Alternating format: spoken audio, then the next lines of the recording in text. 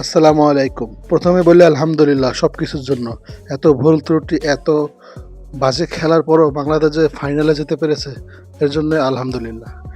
তো আকবর আলী ম্যাচ শেষে দর্শকদের উদ্দেশ্যে বলেছেন যে, "আমি প্রথমেই ক্ষমা চেয়ে নিচ্ছি আমার দর্শকদের কাছে। কারণ ওই সময় আমি জানতাম যে আমার ৪ টি রান লাগতো। কিন্তু ওই সময় আমার মাথা কাজ করছিল না।" তবে হ্যাঁ, এই সিচুয়েশনে বাংলাদেশের মনে হয় কোনো ক্যাপ্টেন এরকম প্রেশার নেয়নি। শেষের দিকে এসে ১৯ নম্বর এবং ২০ নম্বর ওভার থেকে যে পরিমাণের একটা প্রেশার ক্রিয়েট হয়েছে দলের সিচুয়েশনে, আসলে এই জায়গাটায় যত বড় ক্যাপ্টেন হোক না কেন, মেন্টালি ঠিক থাকতে পারে না। তো সর্বশেষ পর্যন্ত বাংলাদেশ ইন্ডিয়াকে হারিয়ে সুপার ওভারে সেমিফাইনাল থেকে ফাইনালে গেছে। এর জন্য কংগ্রাচুলেশন বাংলাদেশ এ দলকে। কৃতিত্ব দিতে হবে, কারণ তারা এত ভালো খেলার পরেই তো ফাইনালে গেছে। ইন্ডিয়ার মতো একটা দলকে নাকানে চুবানি খাইয়ে ফাইনালের উদ্দেশ্যে বাংলাদেশ। দিন শেষে রিপন মণ্ডল, সাকলাইনের কথা বলে, সাকলাইন একজন টেনিস তারকা থেকে বাংলাদেশ এ দলের ভরসার প্রতীক হয়ে উঠেছেন।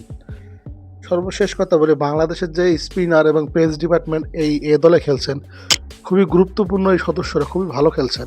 সেমিফাইনাল ম্যাচটিতে বাংলাদেশের হাবিবুর রহমান সোহান এবং মেহরব, এই দুজনের যে ব্যাটিং, আউটস্ট্যান্ডিং ব্যাটিং করেছে। শেষের দিকে এসে বিশেষ করে মেহরব মাত্র ১৮ বলে রান করেছেন ৪৮। যে প্লেয়ারটা ১১ বলে ১৪ রান করে, পরের ৪ বলে রান করেছে ২৪। এই ৪৮ রান করার পর বাংলাদেশের শেষ ২ ওভারে মেহরব এবং ইয়াসির আলী রাব্বি সহ ২ ওভারে মোট ৫২ রান তুলেছে বাংলাদেশ। এই জায়গাটায় বাংলাদেশ এগিয়ে যায় এবং ইন্ডিয়া ব্যাকফুটে চলে যায়।